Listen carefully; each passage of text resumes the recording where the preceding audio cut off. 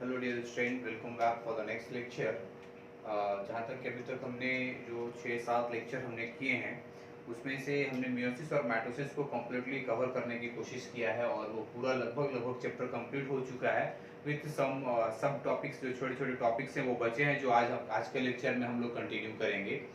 और अभी तक के टॉपिक्स में जो हमने मियोसिस को पढ़ा, माइटोसिस को पढ़ा, इंटरफेस को पढ़ा, जो पूरे डिटेल्ड स्टडी जो हमने करी थी on the basis of NEET, ये आपको नीट में भी काम आएगा, स्टेट बोर्ड में भी काम आएगा, सीबीएसई वाले बच्चों के भी काम आएगा। मतलब आप एक कंबाइंड स्टडी आपने पढ़ा है। हम उसे बाइफरकेट नहीं कर रहे कि भाई ये स्टेट का है, ये सीबीएसई का है या फिर ये नीट का है। आपने जो भी पढ़ा है वो हर बोर्ड में है, कहीं कुछ डिफरेंस नहीं है। तो प्लीज आप इस सोच से थोड़ा सा बाहर बढ़ेंगे, आप उसको नेग्लेक्ट करेंगे। Always try to do something different from the other population. तो आज के लेक्चर को स्टार्ट करने से पहले मैं आपको फिर कहूंगा कि आप इस चैनल को जितना ज़्यादा हो सके उतना ज़्यादा प्रमोट करें और सब्सक्राइब अगर नहीं किए हैं तो सब्सक्राइब कीजिए, लाइक कीजिए और जितना ज़्यादा से ज़्यादा हो सके उसे शेयर कीजिए। तो अभी तक जो हमने मियोसिस और माइटोसिस के बारे में पढ़ा है, तो on the basis of that study हम माइटोसिस और मियोसिस के सिग्निफिकेंस के बारे में पढ़ेंगे कि उसकी अहमियत कहाँ तक है, कितना जरूरी है। So we will start with the topic significance of mitosis. Mitosis की क्या अहमियत है, ये हम लोग देखने की कोशिश करेंगे।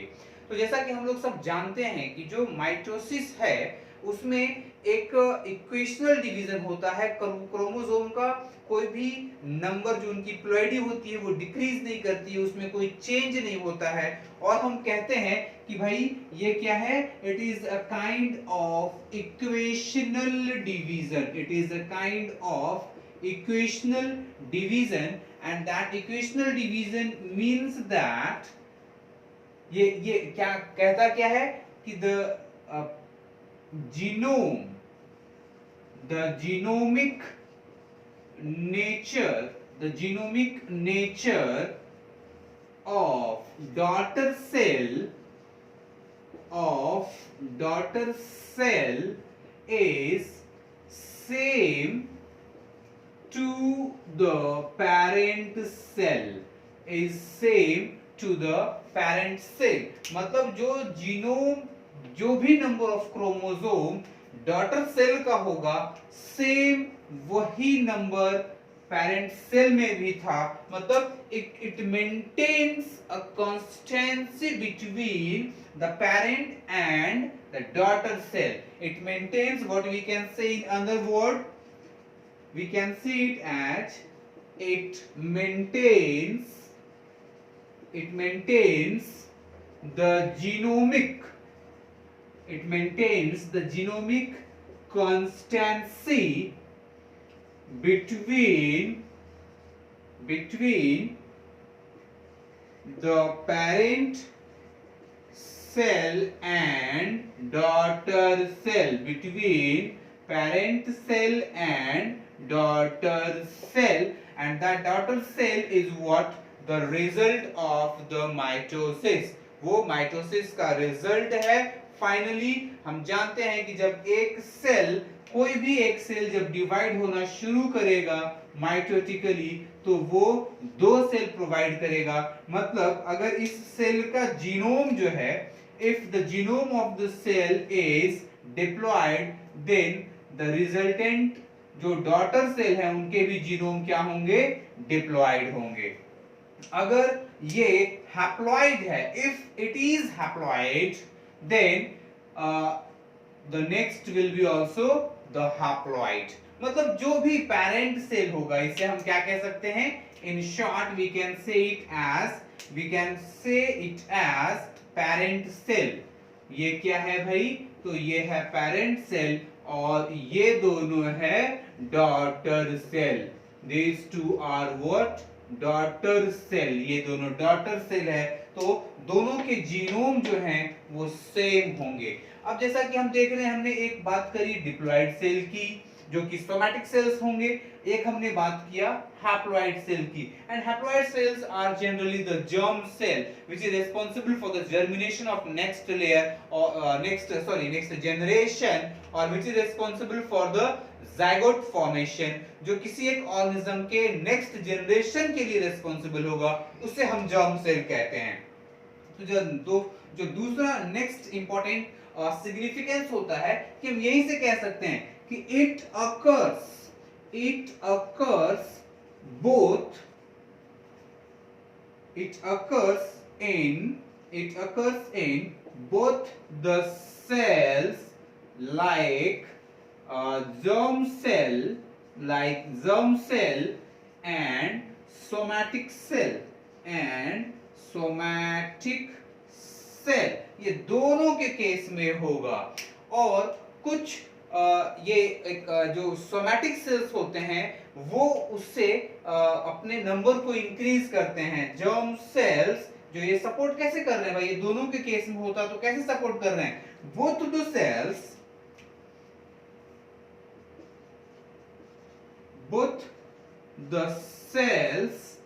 multiply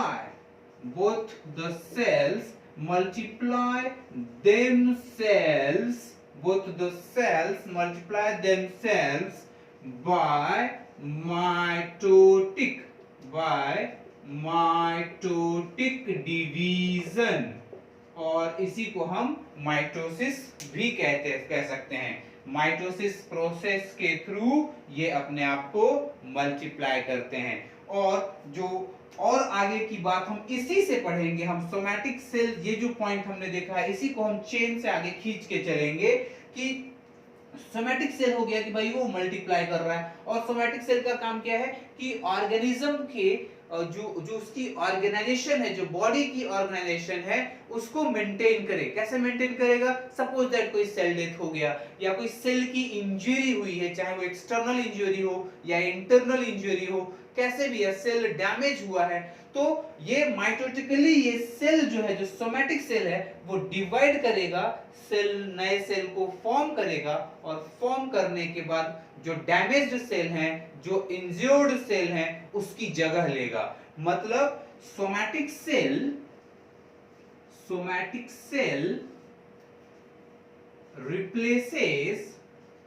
replaces the injured or damaged cells by the help of mitosis. तो ये जो सोमैटिक सेल है ये क्या करेगा, अगर कोई सेल इंजर्ड हो चुका है या डैमेज्ड हो चुका है तो by the help of mitosis ये मल्टीप्लाई करेगा और उसे रिप्लेस करेगा। नेक्स्ट पॉइंट हम क्या कह सकते हैं कि ये जो सोमैटिक सेल है, जो सोमैटिक सेल की हम बात कर रहे हैं, हम जानते हैं कि somatic cell is responsible for the growth and development of the body of an organism. मतलब हमने क्या बोला कि जो सोमैटिक सेल है, somatic cell favours growth, it favours growth and development in case of an organism. कोई भी somatic cell होगा तो ये इसमें फंक्शन करेगा, चाहे वो इंटेस्टिनल सेल हो, प्लस ये दूसरा फंक्शन ये भी करेगा कि जो कुछ ऑर्गेन्स होंगे, ऑर्गेन्स के डेवलपमेंट में भी, डेवलपमेंट पहले हम ग्रोथ बोल लेते हैं, ऑर्गेन्स ग्रोथ एंड डेवलपमेंट में भी सपोर्ट करेगा। ये जो सेल है, सोमैटिक सेल है, ये दोनों केस में फेवर करेगा, growth and development of organism और growth and development of organs, दोनों को फेवर करेगा। So now the next point हम ये कह सकते हैं क्या कि जो ये माइटोसिस है, it further supports growth and development. Next point अपन क्या कह सकते हैं, supports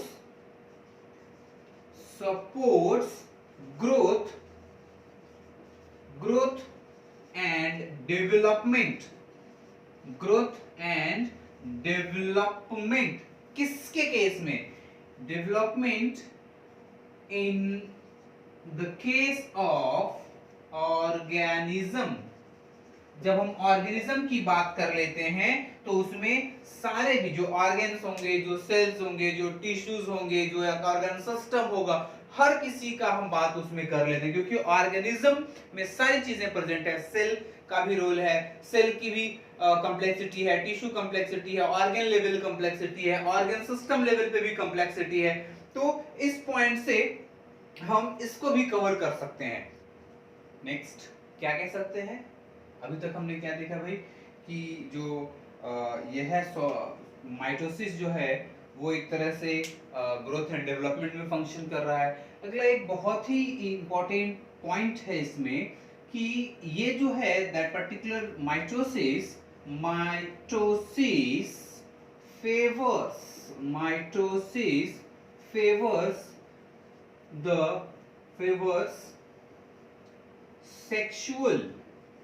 sexual and asexual mode of reproduction, asexual mode of reproduction, ये दोनों केस में फंक्शन करता है। ये जो माइटोसिस है ये फेवर करता है, it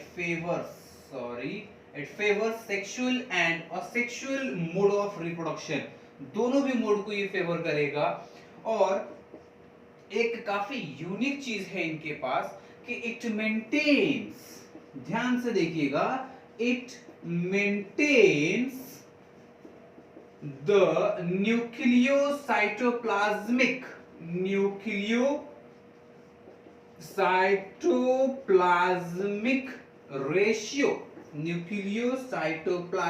ratio of the cell, nucleocytoplasmic ratio of the cell. मतलब क्या हुआ कि जब ये एक तरह का इक्वेशनल डिवीजन है और ये बराबर से चीजों को, जो सेल कंपोजिशंस हैं, जो सेल के कंपोजिशन है वो डॉटर सेल्स में इक्वली डिस्ट्रीब्यूट कर रहा है।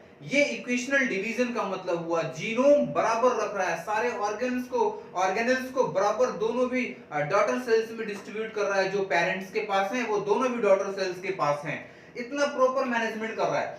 तो न्यूक्लियोसाइटोप्लाज्मिक रेशियो का मतलब क्या हुआ? जैसे मान लीजिए कि कोई एक सेल है, ठीक है, सेल के अंदर न्यूक्लियस भी होगा, तो ये जो न्यूक्लियस है ये कितना स्पेस कवर करके है, साइटोप्लाज्मिक पार्ट कितना है, तो जो न्यूक्लियस का जो वॉल्यूम होगा upon the volume of cytoplasm, कितना स्पेस ऑक्युपाइड है, वो रेशियो जरूरी होती है। तो इसका जो इंपॉर्टेंस होता है, ये न्यूक्लियोसाइटोप्लाज्मिक रेशियो का जो इंपॉर्टेंस होता है वो सेल के मतलब जो उसकी क्या कह सकते हैं, सेल का फास्ट रेट, एक तरह से उसका मेटाबॉलिक रेट कैसा होगा, वो कैसा बिहेव करेगा सेल, वो न्यूक्लियोसाइटोप्लाज्मिक रेशियो पे डिपेंड करता है। और इसको ये मेंटेन करके रखता है, इसको कहीं भी बहकने नहीं देता, उनको कहीं चेंज नहीं होने देता। क्योंकि अगर मान लीजिए एक मसल सेल डिवाइड हुआ है और उसका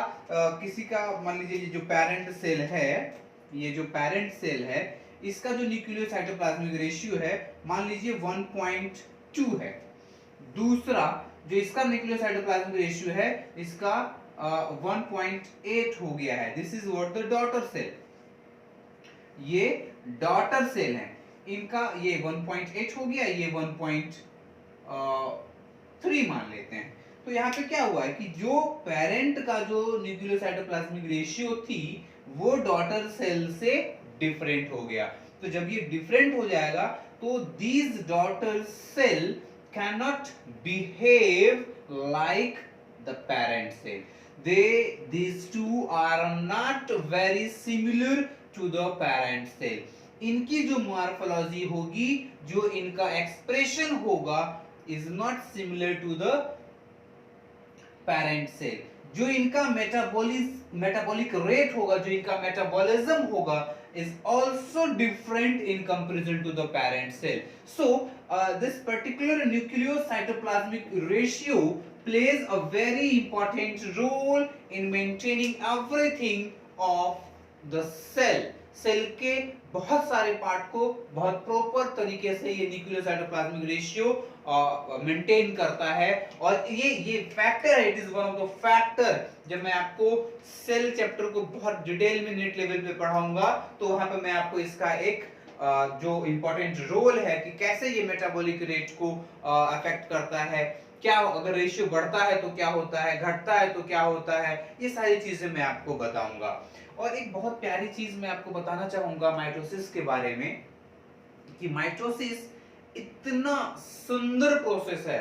it is like a very beautiful receptionist जो कि एक किसी भी बड़े ऑर्गेनाइजेशन में बैठी है और वो हर एक चीज को, हर एक कस्टमर को, चाहे वो एक इंक्वायरी के लिए आया हो या उसे कुछ फेवर चाहिए होटल से या फिर एक बेटर रूम बुक करना है या किसी भी पर्पस से कहीं भी बड़े ऑर्गेनाइजेशन में कोई भी जो सामने जो बंदी बैठ करके है, जिस बंदे को जिस तरह का वर्क होगा उसको वो उसी पर्टिकुलर डिपार्टमेंट तक उसको पहुंचाती है।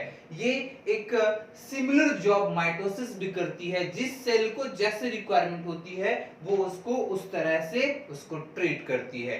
हर सेल के बारे में ये प्रॉपर एक इक्वल इंपॉर्टेंस प्रोवाइड करती है। वो ये नहीं कहती कि मैं सिर्फ गोनाड सेल्स या जर्म सेल्स के लिए ही हूं या मैं सोमैटिक सेल के लिए ही हूं। जी नहीं, आप हैं, आप हमारे पास आए हैं, आपको माइटोसिस की रिक्वायरमेंट है तो वो माइटोसिस होके रहेगा। वहां पे वो कोई डिफरेंशिएट नहीं करता है। लाइक अ रिसेप्शनिस्ट जिसके लिए हर एक इंसान जो उस ऑर्गेनाइजेशन में एंटर किया है वैसे ही माइटोसिस भी करता है। तो ये बहुत खूबसूरत प्रोसेस है। Now what is the significance of meiosis here. सबसे पहले तो मियोसिस में हमने जो देखा है कुछ हम डिफरेंस कुछ अलग चीज हम यहाँ पे नहीं पढ़ रहे हैं, कुछ डिफरेंस फाइंड आउट करके हम नहीं पढ़ रहे हैं। जो हम मियोसिस के बारे में जो कॉन्सेप्ट प्रीवियस लेक्चर में पढ़ चुके हैं उसके बेसिस पे हम इसके हम अहमियत क्या है हम ढूंढने की कोशिश करेंगे। हमने मियोसिस में क्या देखा था कि वहां पे क्रॉसिंग ओवर हुआ था, वहां पे रिकॉम्बिनेशन हुआ था। क्रॉसिंग ओवर है तो एक तरह से वो वेरिएशंस को क्रिएट कर देता है और वेरिएशंस अगर हुए तो it may result into the evolution as well. जब चेंजेस होंगे तभी तो इवोल्यूशन होगा, नेक्स्ट कुछ बेटर चेंज हो सकता है। ये हमने समझने की कोशिश करी थी मियोसिस जब हम पढ़ रहे थे तो। और सबसे बड़ी चीज हमने देखा था कि ये जो मियोसिस है, that particular meiosis is a kind of reductional division, मतलब ये गैमेट फॉर्मेशन में भी फंक्शन करता है। तो सबसे पहला हम स्टार्ट करेंगे कि it is a kind of it is a kind of it is a kind of reductional it is a kind of reductional division by which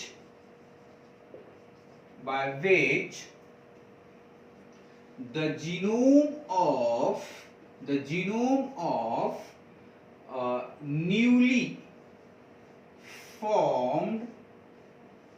newly formed daughter cells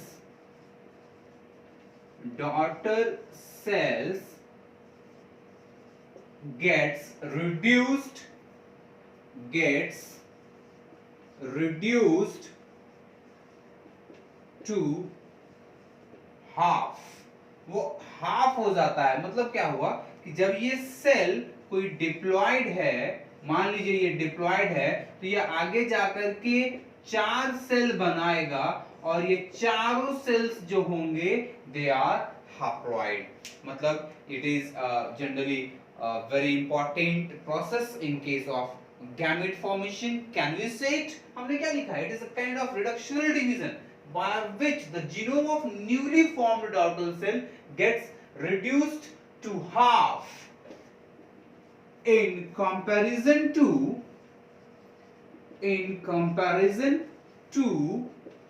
the parent cell, in comparison to the parent cell। मतलब ये है parent cell and these are the daughter cells. तो parent cell diploid है, तो बाकी ये क्या हो गए, हैप्लॉयड हो गए। फर्दर जो नेक्स्ट बहुत इंपॉर्टेंट चीज यहाँ पे हम देख रहे हैं कि गोनेड्स के केस में जरूरी है, और अगर ये चीज ना हो, सपोज दैट अगर ये चीज आधा जो हो चुका है मियोसिस की हेल्प से, क्रोमोसोम नंबर अगर नहीं हो तो क्या होगा, वो क्या होगा वो जरा सा मैं आपको समझा देता हूं। जैसे मान लीजिए कि ये मेल पार्टनर है और ये फीमेल पार्टनर है, इनके पास, मैं ह्यूमंस का ही एग्जांपल लेता हूं, 46 क्रोमोसोम हैं, इनके पास भी 46 क्रोमोसोम हैं। अब ये मेल है, मतलब मान लीजिए he is father and she is mother, तो इनके तरफ से क्या आ रहा है, गैमेट आ रहा है। तो ये जो अपना गैमेट डिनोट करते हैं, सॉरी गैमेट जो ये डोनेट करते हैं, जो ये डोनेट करते हैं गैमेट, और इन्होंने भी अपना गैमेट को डोनेट किया है, तो ये दोनों क्या होते हैं, गैमेट्स आर जनरली हैप्लॉइड, ये भी हैप्लॉइड हैं, ये भी हैप्लॉइड है, मतलब इनके पास कितना है, 23 क्रोमोसोम है, और इनके पास भी 23 क्रोमोसोम है, ठीक है। तो अब ये दोनों जब आगे इनका फ्यूजन होता है, इनका जब फ्यूजन होता है, क्या हुआ, फ्यूजन ऑफ गैमेट्स, यहाँ पे क्या हुआ है भाई, here occur fusion of gametes, यहाँ पे गैमेटेंजियल फ्यूजन हुआ है, गैमेटेंजियली गैमेट्स के फ्यूजन हुए हैं, तो ये क्या हो गया, फर्दर ये n plus n it becomes 2n, तो जो दो गैमेट फ्यूज करते हैं तो यहाँ पे फॉर्मेशन होता है जाइगोट का, यहाँ पे जो फॉर्मेशन होता है वो किसका होता है, जाइगोट का होता है, and that particular zygote is diploid. यहाँ पर भी हमने क्या देखा था, ये जो पेरेंट्स हैं, ये पेरेंट्स क्या हैं भाई, ये भी डिप्लॉयड हैं, ये भी डिप्लॉयड हैं, जाइगोट भी कितना हो गया, डिप्लॉयड हो गया, हुआ ना, ये भी डिप्लॉयड हो गया। तो अब इनका नंबर जरा सा काउंट कर लेते हैं, अगर n is equal to 23 है, यहाँ भी n is equal to 23 है, तो 23 plus 23, what is the resultant here, means that particular zygote is also having 46 chromosome, very similar to their parents. Now this is the normal mechanism operated in case of every organism, not only in case of humans. अब एक दूसरा example, इसका दूसरा part हम cover करते हैं। जैसा मान लीजिए ये तो मियोसिस का जादू हो गया ना, ये तो मियोसिस ने ऐसा जादू किया कि जो पेरेंट्स के पास जितने नंबर ऑफ क्रोमोसोम थे, मियोसिस की वजह से जाइगोट के पास भी, इनके नेक्स्ट जनरेशन के पास भी सेम नंबर ऑफ क्रोमोसोम थे, तो क्रोमोसोम नंबर को वो मेंटेन कर रहा है हर एक जनरेशन में, ठीक है।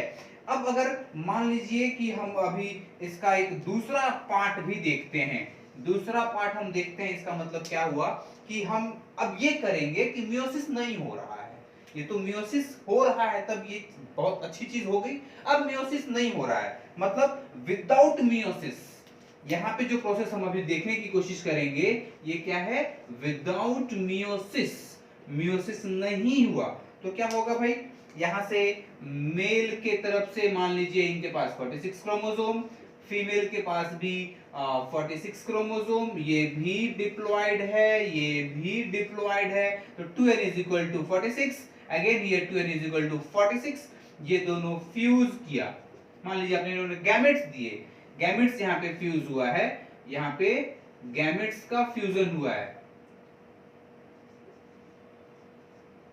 गैमेट्स गेट्स फ्यूज्ड, ये फ्यूज हुए हैं, तो गैमेट्स के पास भी 46 ही है, क्योंकि मियोसिस नहीं हुआ है ना, यहाँ पे मैंने क्या बोला, मियोसिस नहीं हुआ है, तो मियोसिस प्रोसेस कुछ होता ही नहीं, मैं ऐसा कह रहा हूं, मैं अनजान हूं, सारे लोग अनजान है, मियोसिस कुछ नहीं होता है। तो जब मियोसिस नहीं होगा तो गैमेट्स के पास 46 क्रोमोसोम होंगे, तो अब देखिए बेटा जाइगोट जो यहाँ पे बनेगा, ये जो जाइगोट यहाँ पे बना है, ये भी ये 2n plus 2n, further it becomes 4n, मतलब इनके पास जो टोटल नंबर ऑफ क्रोमोसोम्स हो जाएंगे is what, 92। In that case zygote can not survive, ये सर्वाइव ही नहीं कर पाएगा। और देख रहे हैं जो जीनोम का कंस्टिट्यूएंट था यहाँ पे, कंस्टिट्यूएंट जो जीनोम था यहाँ पे जो 46 था पेरेंट के केस में, जाइगोट के केस में क्या हो गया है, 92 हो गया है। तो ये जो तोहफा दिया गया है कि पेरेंट्स के जितने जीनोम होंगे वो सेम होंगे जाइगोट के केस में, क्योंकि मियोसिस हुआ है जिसकी वजह से गैमेट्स का जो जो गैमेट है उसका जो क्रोमोसोमल सेट है गेट्स रिड्यूस्ड बाय हाफ, वहां पे आधा हो गया है। तो अब ये गैमेट जब फ्यूज करेगा तो बराबर इक्वल नंबर ऑफ क्रोमोसोम्स आएंगे। लेकिन अगर मियोसिस नहीं होगा तो यहाँ पे क्रोमोसोम नंबर बढ़ जाएगा। सो इट ऑल्सो फेवर्स या helps in gamete formation, it helps in gamete formation. और जब गैमेट के फॉर्मेशंस होंगे, जब गैमेट के फॉर्मेशन होंगे तब जाकर के जो जीनोम जो होगा नेक्स्ट पेरेंट के नेक्स्ट जनरेशन का वो सेम होगा। मतलब it also maintains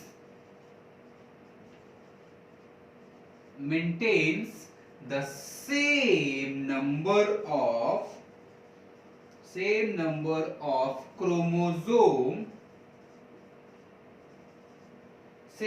of chromosome into the zygote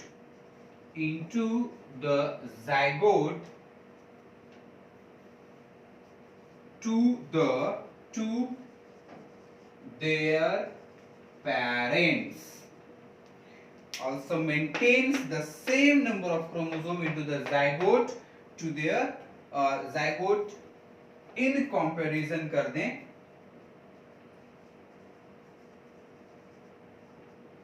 in comparison to their parents. Same number, या फिर हम दूसरे शब्दों में यहाँ पे क्या कह सकते हैं, दूसरे लैंग्वेज में हम क्या कह सकते हैं भाई, हम ये कह सकते हैं कि इनके केस में ये जो जाइगोट जो फॉर्म हुआ है या meiosis maintains the same number of chromosome from generations to generations. और वी कैन से इस सेंटेंस को दूसरे शब्दों में हम क्या कह सकते हैं, मैं यहाँ due to lack of space मैं थोड़ा सा इसे रब किए देता हूं, ठीक है, इसे मैं मिटा देता हूं और यहीं पे लिखने की कोशिश करता हूं, मैं यहीं पे लिख देने की कोशिश करता हूं। इसके बदले में, इस सेंटेंस के बदले में अपन क्या लिख सकते हैं भाई, तो अपन लिख सकते हैं meiosis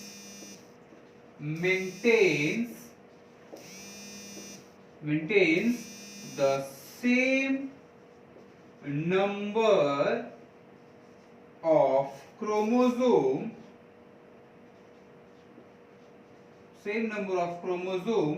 from generation to generation।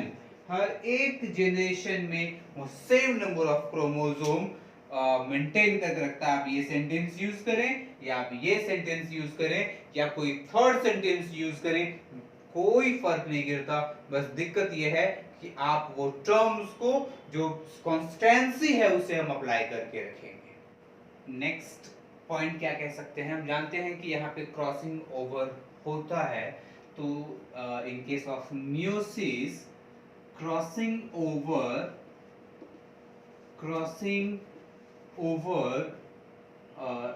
supports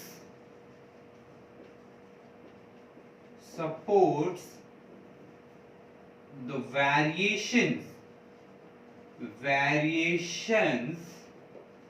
in the population। किसी भी पॉपुलेशन में due to that crossing over it supports variation. क्योंकि हमने पहले भी देखा था ना कि अगर मान लीजिए क्रॉसिंग ओवर हुआ है तो ये वेरिएशन को सपोर्ट करेगा, और अगर वेरिएशंस कंटिन्यूअसली हो रहे हैं तो इट में सपोर्ट्स इवोल्यूशन एज वेल। क्योंकि क्रॉसिंग ओवर होगा तो रिकॉम्बिनेंट्स के फॉर्मेशन होंगे, this is what variations, it supports variations. और हम अपने घर में भी देख सकते हैं कि क्या हम बच्चे अपने पेरेंट्स के ट्रू कॉपी हैं क्या, उससे भी आंसर मिलेगा नहीं है। हम अपने माता पिता के एकदम 100% कॉपी नहीं है, क्योंकि वहां पे क्रॉसिंग ओवर हो रहा है। Here occurs what, crossing over. तो नेक्स्ट पॉइंट अपन ये भी यूज कर सकते हैं, it may also support, it may also support the evolution as well। ये evolution को भी सपोर्ट कर सकता है। नेक्स्ट जो सिग्निफिकेंस है मियोसिस का, ये क्या है, it allows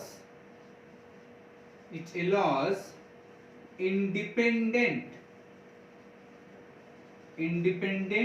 assortment of paternal and maternal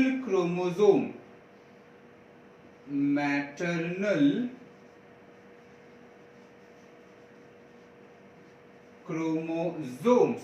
It allows independent assortment of paternal and maternal chromosomes and also favors their reshuffling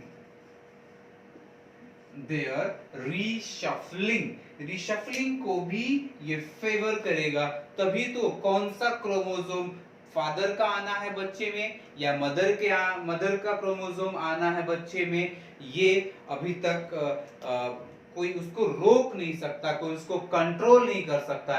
and that generally in that case generally occurs a meiosis process or meiotic division. So it is very significant in every aspects. Now coming to the difference between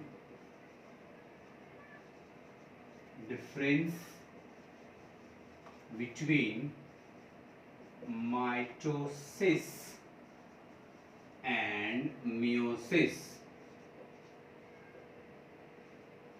इनमें अब क्या differences हैं, अब हम ये देखने की कोशिश करेंगे कि मियोसिस और माइटोसिस में क्या डिफरेंस है और किस लेवल पे इनका डिफरेंस है। ठीक है, तो मैं इस बोर्ड को दो पार्ट में डिवाइड कर देता हूं। ठीक है, पहला डिफरेंस माइटोसिस में क्या है भाई,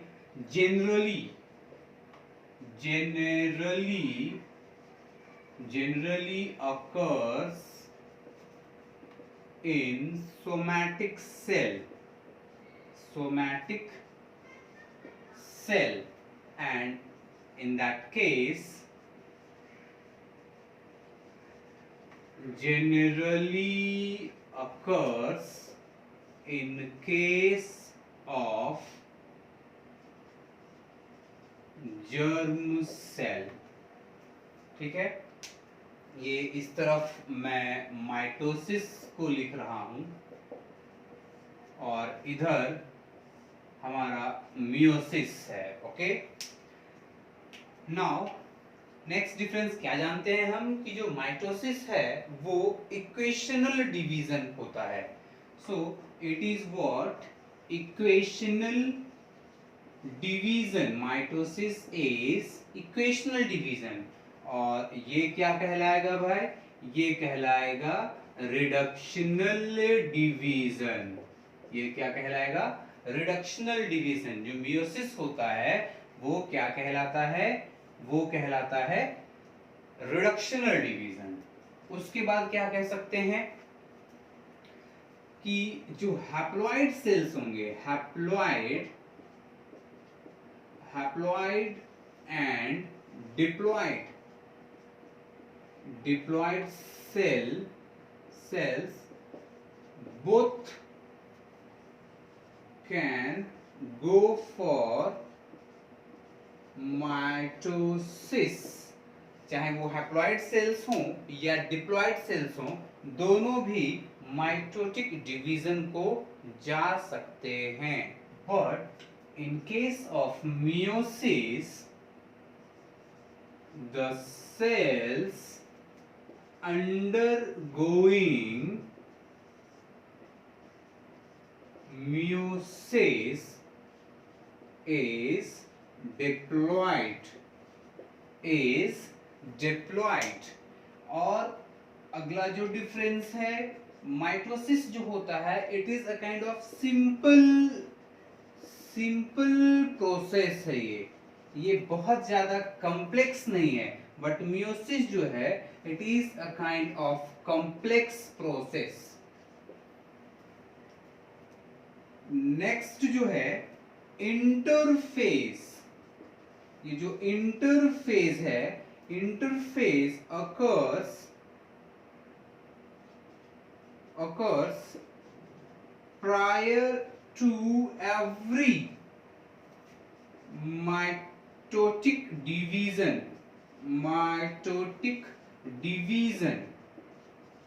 लेकिन इनके केस में क्या है, interface occurs only in meiosis 1 but not occurs in meiosis 2, occurs before but not occurs before meiosis 2, ऐसा लिखेंगे, before meiosis 2, before meiosis 2 ये इंटरफेस नहीं होता है इन केस ऑफ मियोसिस। उसके बाद क्या है भाई, ये जब माइटोसिस होता है तो सेल एक बार डिवाइड होता है, cell divides only once, but in that case cell divides twice। दो बार डिवाइड होता है, एक बार मियोसिस 1 में इनकी डिवीजन होते हैं और दूसरी बार मियोसिस 2 में होता है। अब इधर देखते हैं प्रोफेज में 1 में, जैसे यहाँ पे मियोसिस 1 है, मियोसिस 2 है, इनके केस में मियोसिस 1 मियोसिस 2 नहीं, यहाँ पे प्रोफेज, मेटाफेज, एनाफेज, टेलोफेज है। लेकिन मियोसिस के केस में मियोसिस 1 और मियोसिस 2 की वजह से प्रोफेज 1 प्रोफेज 2 मेटाफेज 1 मेटाफेज 2 और ऐसी कुछ चीजें हैं यहाँ पे। तो इसमें हम क्या कह सकते हैं भाई, जो बॉकेट स्टेज था इन केस ऑफ लेप्टोटीन, तो वो यहाँ पे प्रेजेंट नहीं होगा। Pocket stage is absent, but इनके केस में क्या है भाई, pocket stage is present। अब जो नेक्स्ट डिफरेंस देखेंगे हम माइटोसिस में, जैसा हमने देखा कि पॉकेट स्टेज माइटोसिस में नहीं होता है, इनके केस में होता है। तो यहाँ पे क्रॉसिंग ओवर इज एब्सेंट, लेकिन मियोसिस के केस में crossing over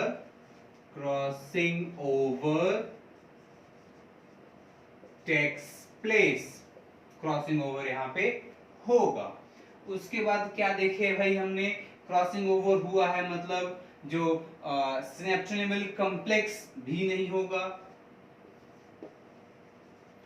synaptonemal complex is absent, but in that case synaptonemal complex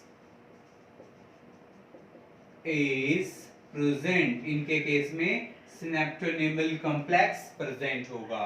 कैज़माटा, कैज़माटा is also absent in case of mitosis, but in case of meiosis chiasmata is present. Okay, synapsis does not occur, but in that case, in case of meiosis, synapsis occurs. Okay, अब उसके बाद और क्या differences हैं भाई? अगर आप देखेंगे तो जो साइटोकिनेसिस है, जब भी टेलोफेज इंड होगा, कैरियोकिनेसिस कंप्लीट होगा, तो माइटोसिस के केस में साइटोकिनेसिस हर हाल में होगा। लेकिन इनके केस में मियोसिस 1 में साइटोकिनेसिस हो भी सकता है और नहीं भी हो सकता है। उसके बाद जो नेक्स्ट डिफरेंस होते हैं, daughter cells are identical in case of mitosis, but in that case daughter cells are dissimilar to each other and to मतलब इनके केस में जो डॉटर सेल्स होंगे वो एक दूसरे से डिसिमिलर होंगे and also not similar to the parent cell के जैसा भी नहीं होंगे, but in case daughter cells are identical with each other and to the parent cell as well, parent cell के जैसा भी ये होंगे। उसके बाद क्या है भाई, जो नेक्स्ट जो डॉटर सेल जो फॉर्म हुए हैं, नंबर कितना है?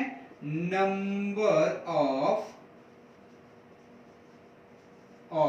daughter cell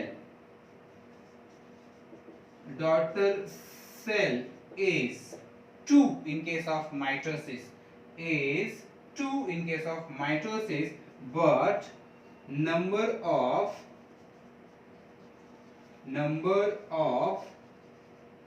daughter cell is 4 in case of meiosis के केस में जो डॉटर सेल फॉर्म होंगे वो 4 होंगे और वो सारे एक दूसरे से डिसिमिलर होंगे।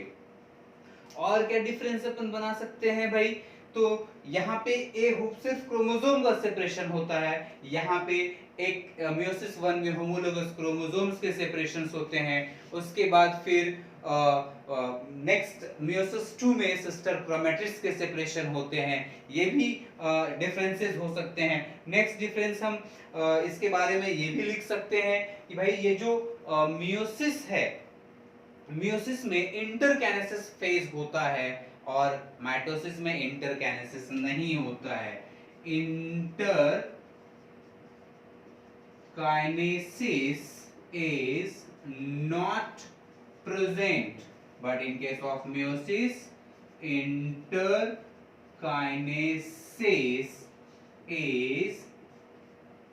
interkinesis is present between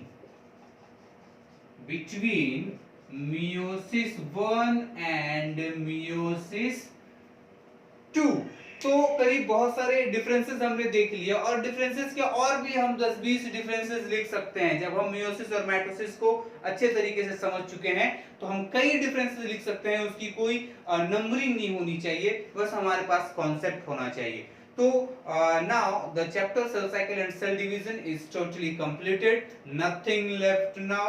अब इस प्रिपरेशन के बेसिस पे आप सारे नीट के क्वेश्चंस कर सकते हैं, सारे नीट के कॉन्सेप्ट्स कर सकते हैं, और जितने अच्छे तरीके से हो सके उतने अच्छे तरीके से इस चैप्टर को आप कंप्लीटली अपने कमांड में कर सकते हैं. So now I am ending with that particular topic.